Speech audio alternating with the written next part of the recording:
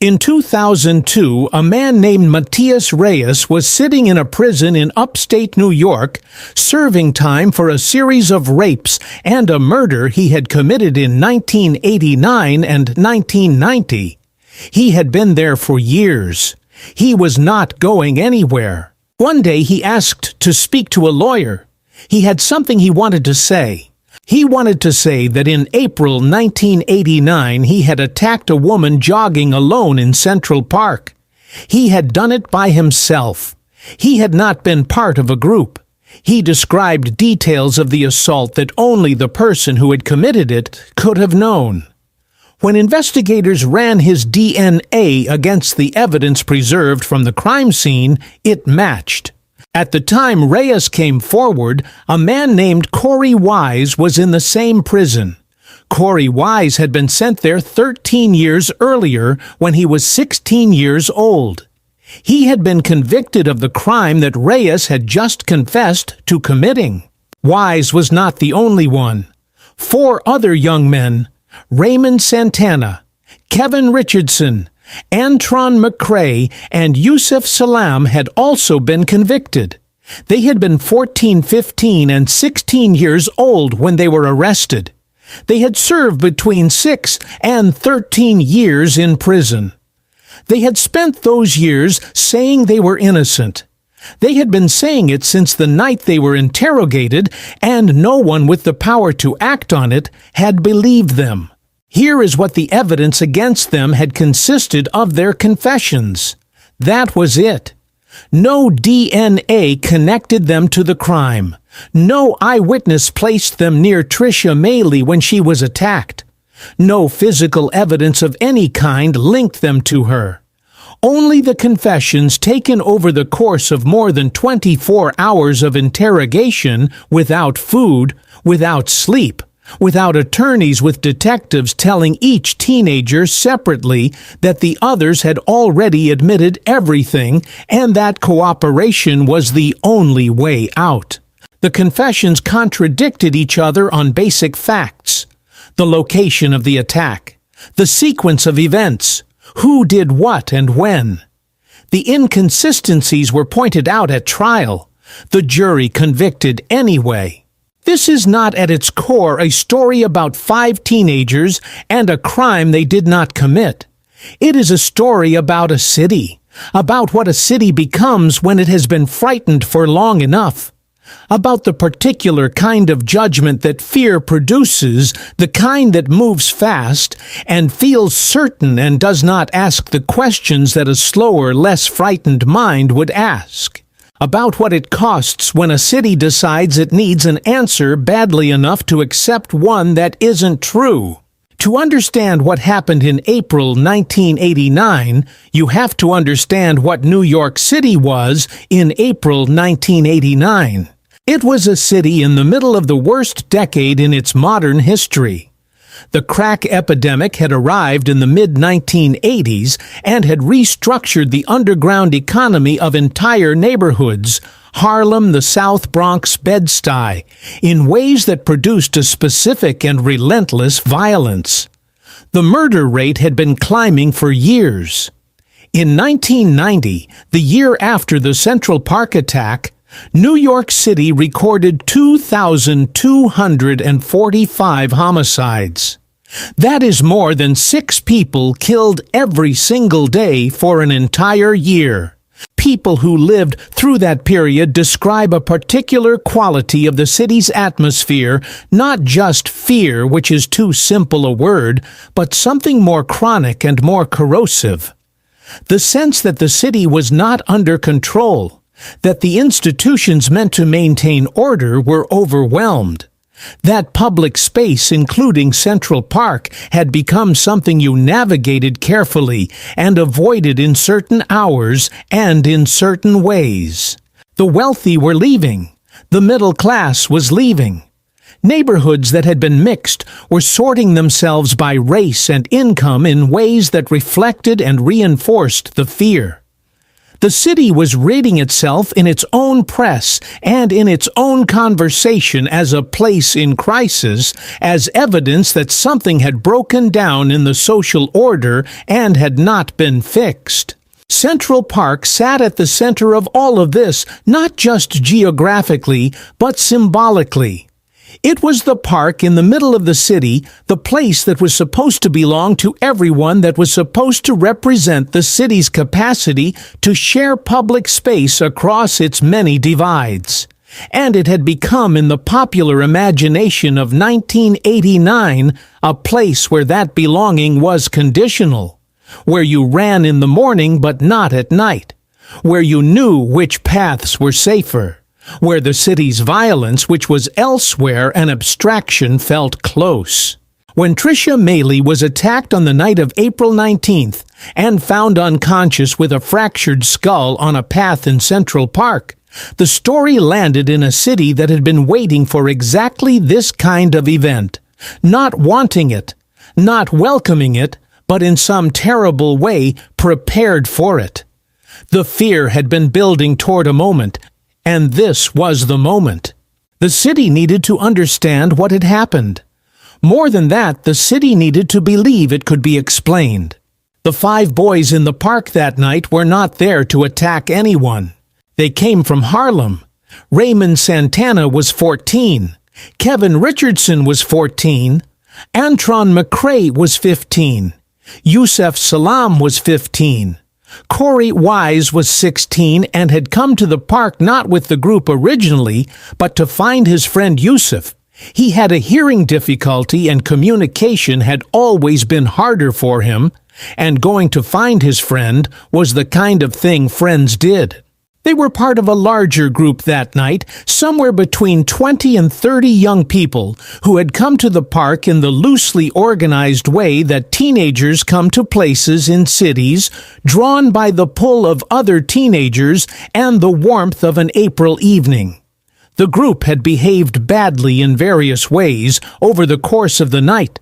They had taken food from a man, they had harassed cyclists, they had gotten into a confrontation with a jogger who was not Tricia Mailey. They were not innocent of everything that happened in that park that night. They were innocent of what they were charged with. When police began making arrests in the park in the early hours of April 20th, Santana and Richardson were picked up. They were brought to a precinct. They were questioned. Over the course of the following hours, the others were brought in too, including Wise, who had not been in the park when arrests began, but was found nearby.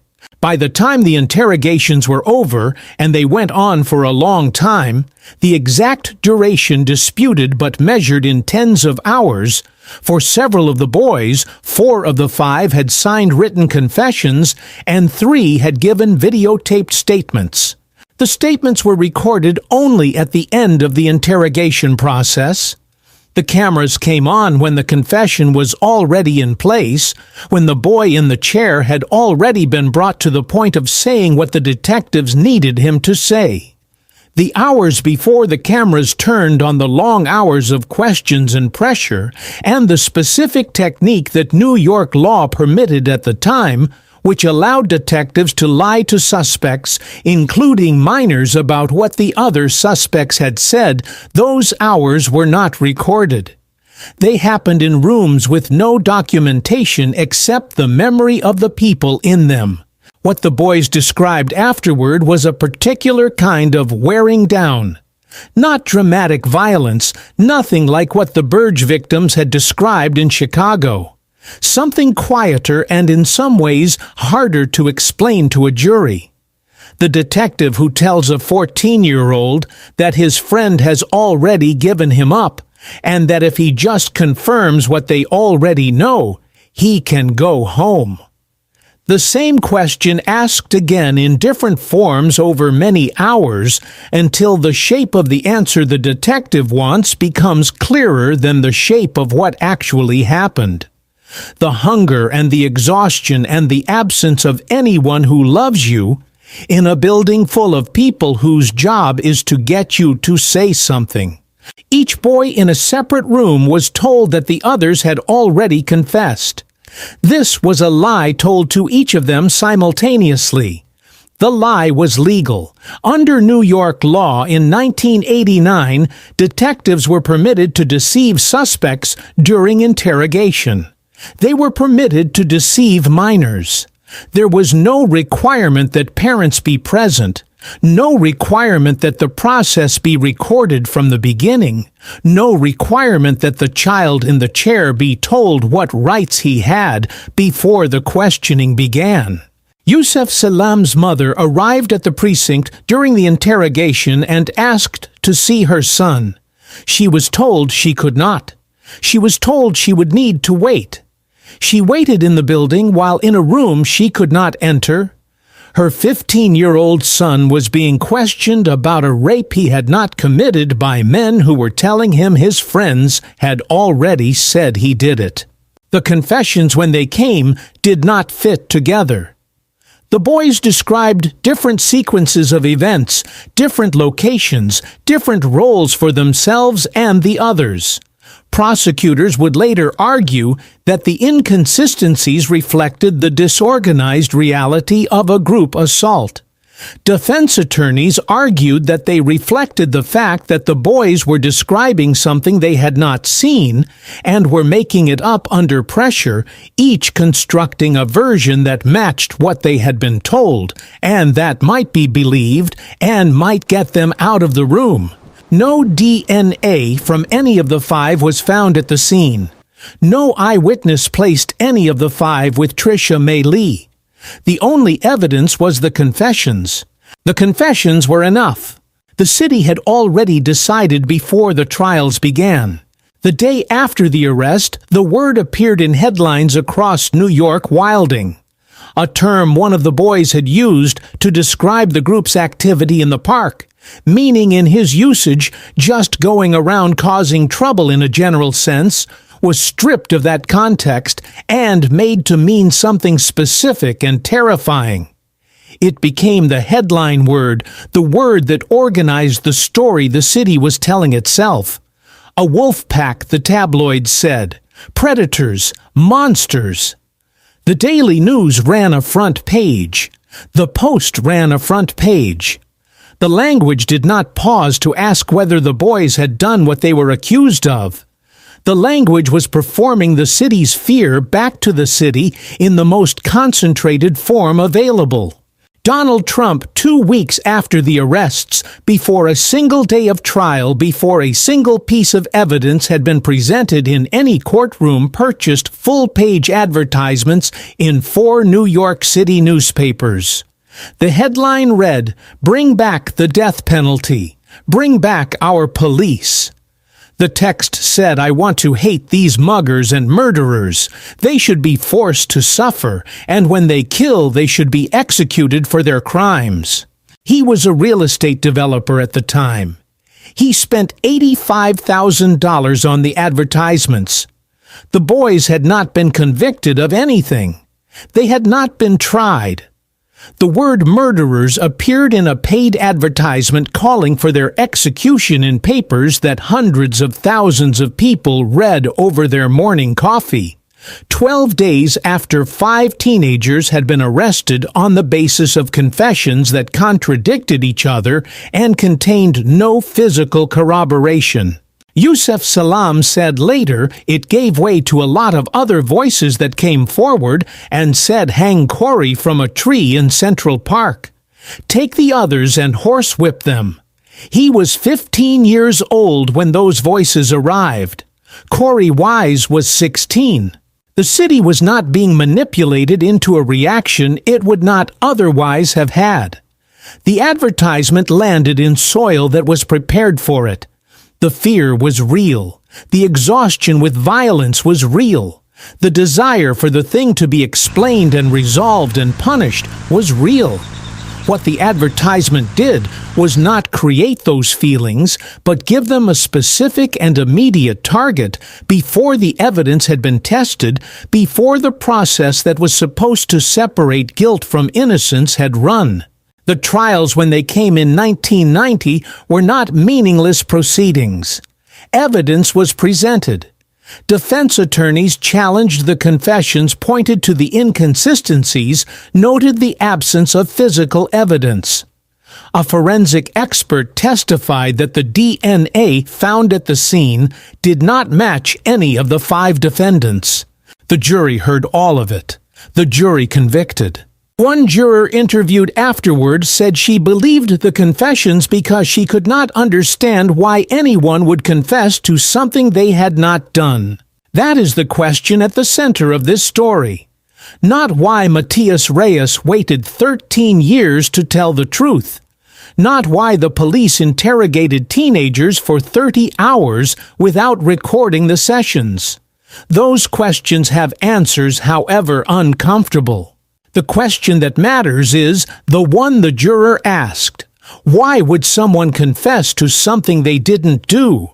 Because the answer to that question that people confess to things they did not do when they are young and frightened and isolated and told that everyone else has already given them up and that the only way out is through was an answer the city of New York in 1990 did not want to sit with. Because sitting with it required asking what that said about the process that had produced the confessions, about the detectives, about the hours before the cameras turned on, about the city's need to have this resolved quickly and definitively in a way that fit the story the fear had already written. Corey Wise went into prison at 16. He came out at 29. He was the only one of the 5 tried as an adult, because at 16 he was old enough under New York law at the time. The others tried as juveniles served 6 to 7 years. Wise served 13. He was in an adult facility from the beginning. A teenager among adults in the general population for over a decade. In prison he learned to read. He had come in barely literate, the hearing difficulties having made formal schooling difficult his whole life, and he taught himself in the years he was locked up. He drew, he wrote. He did what a person does when a cell is the world, and there is nothing to do but be in it. When Matias Reyes came forward in 2002, he explained his decision partly in terms of Corey Wise. He and Wise had been in the same facility. He had come to know who Wise was. He had come to understand that Wise was still in prison, had never been released, had still been there all these years for something Reyes himself had done. That realization, according to Reyes, was what moved him. Wise was standing in the yard. Reyes was in the yard. 2 men in the same institution, one of whom had committed the crime that had put the other there. 13 years after Central Park. It came to this: a serial rapist and murderer looking across a prison yard at a man who had lost his entire young adulthood to a confession extracted under duress and deciding finally to say something. The convictions of all 5 were vacated on December 19, 2002. What happened after the vacatur tells you something about the city. The New York Police Department did not acknowledge error. A spokesperson in the days following the vacatur suggested that the 5 might have been involved in the attack, alongside Reyes might have participated in some way that the evidence had not captured. There was no basis for this suggestion. There was no DNA, no eyewitness, no physical evidence of any kind. The suggestion was made anyway because the alternative, acknowledging that 5 teenagers had spent decades in prison for a crime they did not commit based on confessions extracted in the manner described, required a different kind of accounting than the department was prepared to offer. Linda Fairstein, who had been the head of the Manhattan DA's sex crimes unit at the time of the prosecution and who had supervised the case, maintained for years afterward that the 5 had been guilty of something that night, that the prosecution had been appropriate, that the system had worked. She did not change her public position after the vacatur. She maintained it for decades. In 2019, following the release of a Netflix miniseries about the case, the backlash against her position was severe enough that her publisher dropped her. She had written crime novels for years, using her prosecutorial background as her credential. The credential, it turned out, was more complicated than the book jackets had suggested. In 2014, the city of New York settled a civil lawsuit brought by the 5 men for $41 million. The settlement was accompanied by a statement that the city was not admitting wrongdoing. $41 million. No wrongdoing admitted. The mathematics of that settlement, the willingness to pay the money but not say the words, reflects something specific about the city's relationship to what it had done. The money acknowledged in the language of settlement that something had gone wrong. The denial of wrongdoing preserved the city's ability to tell itself that whatever had gone wrong was not in any accountable sense the city's fault. I want to be careful about how I describe what happened in New York in 1989, because the easy version of this story, the city was racist, the police were corrupt, the system failed, is true but not complete. The city was frightened. That is the more complete truth. The fear was not invented, and it was not irrational. People were dying at a rate that is almost incomprehensible now. The violence was real, and it was close, and it touched the lives of people across the city, not just in the neighborhoods where it was most concentrated. The desire for it to stop and for someone to be held accountable, and for the explanation to be simple, and the resolution to be quick, that desire was human and understandable. What the fear did was to create the conditions under which a certain kind of mistake becomes possible. The kind of mistake where you see something that fits the story you need, and you stop asking whether it fits the facts. Where the confession that contradicts itself is explained away rather than questioned. Where the absence of physical evidence is treated as a detail rather than a problem. Where 5 teenagers saying "I didn't do it" is heard as the kind of thing that guilty people say. Fear does not make people evil, it makes them certain. And certainty in a criminal proceeding is more dangerous than malice, because certainty is harder to dislodge. The people who convicted those 5 boys were in most cases not doing what they were doing out of hatred. They were doing it out of the conviction that they had the right answer, that the confessions were real, that the boys were guilty, that the city's long nightmare had in this case been given a face and a name, and that something could finally be done. The certainty was wrong. The certainty cost 5 people, collectively, more than 40 years of their lives. Raymond Santana, Kevin Richardson, Antron McCrae, Yusef Salaam, and Corey Wise are known today as the Exonerated 5. They have spoken publicly extensively about what was done to them. They have advocated for reform of interrogation laws. New York has since passed legislation limiting deceptive interrogation tactics, particularly with minors, driven in part by their case.